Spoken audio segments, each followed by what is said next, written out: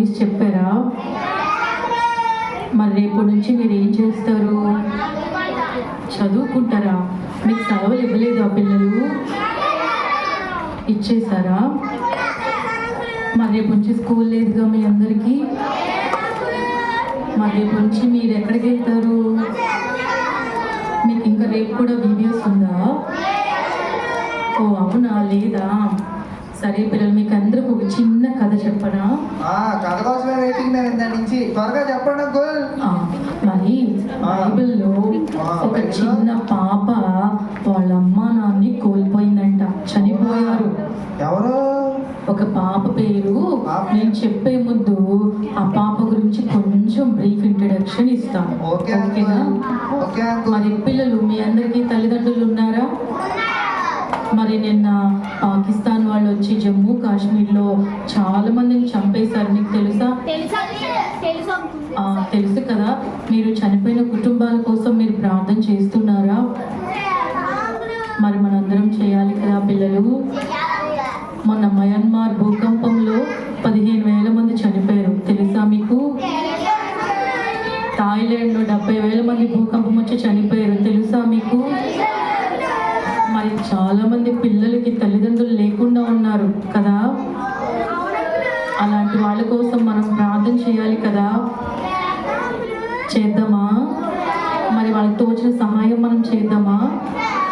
వాళ్ళ కష్టంలో ఉన్నప్పుడు మనం తోడుగా ఉందామా? మరి బైబిల్లో కూడా ఒక పాప వాళ్ళ అమ్మ నాన్న యుద్ధంలో చనిపోతే ఒంటరిగా ఉన్నప్పుడు వాళ్ళ చిన్నాన్నగారు ఆ పాపను పెంచుకున్నారు. ఆ పాప పెరిగి పెద్దదైన తర్వాత ఒకరోజు వాళ్ళ గ్రామంలో దండోరా వేశారంట. ఏమనంటే, రాజుగారికి పెళ్లి చేయబోతున్నాము, మీలో ఎవరైనా కన్యకలు పెళ్లికి సిద్ధంగా ఉంటే పెళ్లికి మీరందరూ రావాలి, రాజుగారి సెలక్షన్లో 18 నెలలు ట్రైనింగ్ జరుగుతుంది అని చెప్పారంట. అప్పుడు ఆ అమ్మాయి అక్కడికి వెళ్ళింది. వాళ్ళ బాబాయ్ తీసుకెళ్ళి ఆ ట్రైనింగ్ సెంటర్లో పెడితే రకరకాల భాషలు, రకరకాల మాటలు, రకరకాల వస్త్రధారణ, చాలా స్టైలిష్గా, కొందరు రకరకాల టాలెంట్స్తో ఉన్నారంట. ఆ అమ్మాయికి ఏ టాలెంట్స్ రావంట, ఏ అందచందాలు, నగలు, డబ్బులు, ఆస్తి ఏమీ లేవంట. పిల్లలు, మరి మీరు కూడా హాస్టల్కి వెళ్తున్నారా? కొంతమంది మీలో అవునా, కొంతమంది వెళ్తున్నారు కదా. మరి పిల్లలు, మీరు ఉద్యోగాల నిమిత్తం కానీ పై చదువుల నిమిత్తం కానీ ఎప్పుడైనా తల్లిదండ్రులు విడిచి సమ్మర్ క్యాంపెయిన్స్కి, చిల్డ్రన్ క్యాంపెయిన్స్కి ఏదన్నా మీరు ఊరు వెళ్ళేటప్పుడు మీరు ప్రార్థన చేసుకుని వెళ్ళాలి. సరేనా?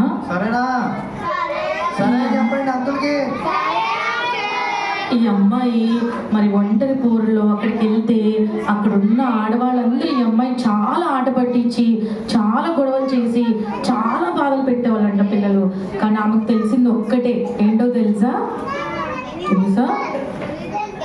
ఏంటి? Correct, God bless you, correct.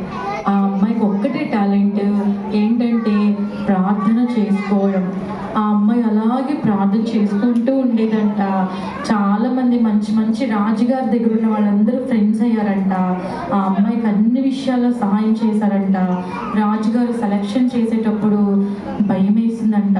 ఎందుకంటే, దేవా, ఈ అందరికంటే నాకు టాలెంట్స్ లేవు, వీళ్ళందరికంటే నేను అందగత్తెను కాదు, వీళ్ళందరికంటే కొత్త బట్టలు నాకు లేవు, వీళ్ళందరికంటే గొప్ప నగలు నాకు లేవు, వీళ్ళందరికీ అన్నీ ఉన్నాయి కానీ ప్రభా నాకు నువ్వు తప్ప ఏమి లేవు అని ప్రార్థన చేసుకుంటుందంట. దేవుడు ఆమెను ధైర్యపరిచారు. సెలక్షన్కి వెళ్ళినప్పుడు ఏం జరిగిందో తెలుసా పిల్లలు?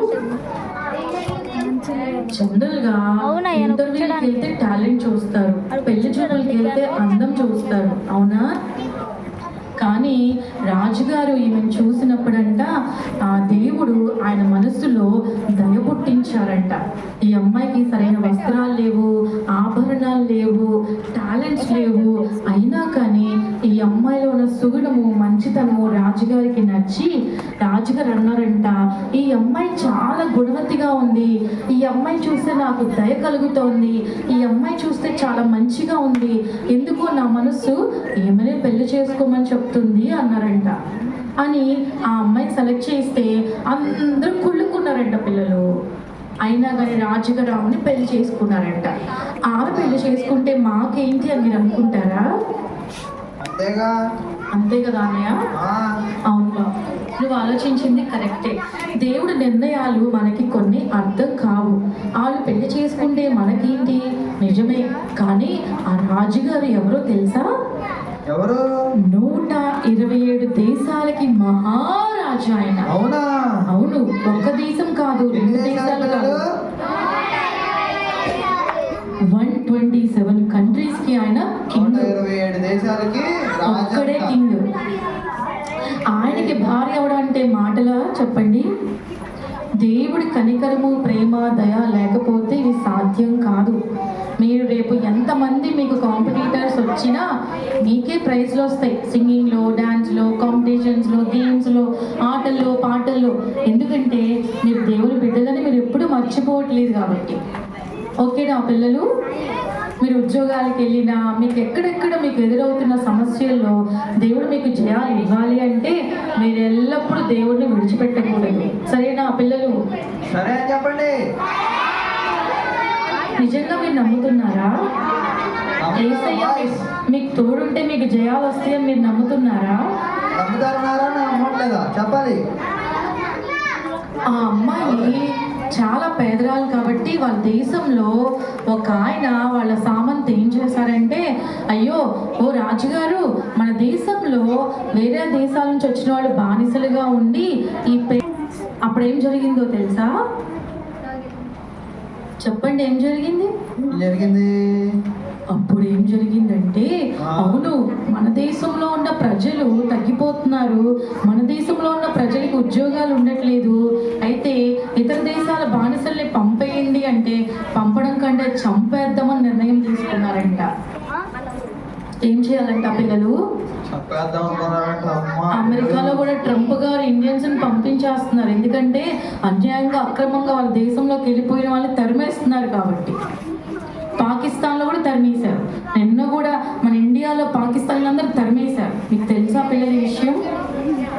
తెలుసా? తెలియదంట. మనం తెలుసుకోవాలి.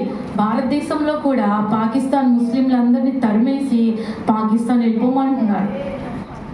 మనమైతే చంపలేదు, కానీ భారతీయులం వాళ్ళు ఏం చేశారంటే చంపేయాలి అనుకున్నప్పుడు ఆమె వచ్చి దేవుడి దగ్గర 3 రోజులు ఉపవాసం ఉండి ప్రార్థన చేసి అక్కడున్న 127 దేశాలు వాళ్ళ బానిసలందరికీ చెప్పిందంట, అందరం 3 రోజులు ఉపవాస ప్రార్థన చేద్దాం మన ఇంట్లో ఉన్న గర్భవతులతో సహా అని చెప్పితే 127 దేశాల్లో ఉన్న బానిసలందరూ 3 రోజులు గట్టిగా ఉపవాసం ఉండి ఏడ్చి ప్రార్థన చేస్తే దేవుడు అద్భుతం చేసి రాజుగారు వాళ్ళని విడుదల చేసి చంపొద్దని ఆజ్ఞ జారీ చేశారు. ఎందుకంటే రాణిగారు వెళ్ళి వాళ్ళ భర్త గారిని అడిగింది, రాజా వాళ్ళు కష్టపడి పనిచేస్తున్నారు, వాళ్ళు ఏమి సంపాదించుకోలేరు, ఇంకా వాళ్ళు పేదవాళ్ళుగా ఉన్నారు, మీకు తప్పుడు సందేశాలు అందించారు, దయచేసి వాళ్ళ ఈ దేశంలోంచి వెళ్ళగొట్టొద్దు, చంపొద్దు, వాళ్ళ నీతివంతులు, యథార్థవంతులు, ఎందుకంటే వాళ్ళ దేవుడు గొప్పవాడు, వాళ్ళ దేవుడు సజీవమైన వాడు, వాళ్ళ దేవుడు యెహోవాయే, ఆ యేసు ప్రభు వారు రక్షకుడుగా వచ్చారు అని చెప్తే ఆయన విషయాలన్నీ చాలా అడిగి తెలుసుకొని ఆయన కూడా నమ్మి అప్పుడు ఆ ప్రజలు విడిపించారంట. పిల్లలు, మరి మీరు ఎక్కడుంటే అక్కడ విడుదల పొందాలి, రక్షణ కలగాలి, ఆశీర్వాదం పొందాలి. అలా ఉంటారా మీరు? ఉంటామని చెప్పండి అంకుల్కి. సమస్యలు వస్తే పారిపోకూడదు, సరేనా? ఓకే అంకుల్ అనండి. చనిపోకూడదు పిల్లలు, సరేనా? దేవుడికి ప్రార్థన చేస్తే మనల్ని కాపాడుతారు, నమ్ముతారా? మరి సందీప్, నువ్వు కూడా నమ్ముతున్నావా? నమ్ముతున్నా అంకుల్. కష్టంలో దేవుడికి మనం ఎలా ప్రార్థన చేయాలి? ఎలా ప్రార్థన చేయాలి? మోకరించి ప్రార్థన చేయాలి. ఉపవాసం ఉండి ప్రార్థన చేయాలి. ఉపవాసం ఉండి ప్రార్థన చేయాలంటే మన కోసం ప్రార్థించే వాళ్ళని సంపాదించుకోవాలి. Okay uncle. ఎలా సంపాదించుకుంటాం? సంఘంలో